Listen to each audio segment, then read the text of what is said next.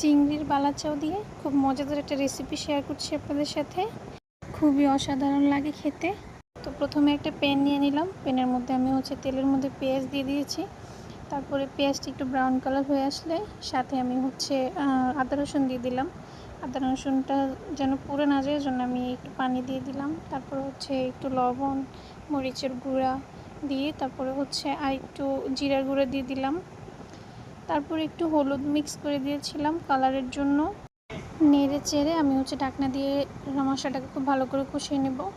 তো কষানো শেষে তারপরে আমি চিংড়ির বালাচাও দিয়ে দিলাম। চিংড়ি বালাচাটা দেওয়ার পর তারপরে আবার সুন্দর করে একটু কষিয়ে নিলাম। একটু পানি দিয়ে ভালো মতো যখন কষানো হয়ে যাবে তখন আমি এটার সাথে লতি দিয়ে দিলাম। কচুর লতি অনেকেই আপনারা চিনেন।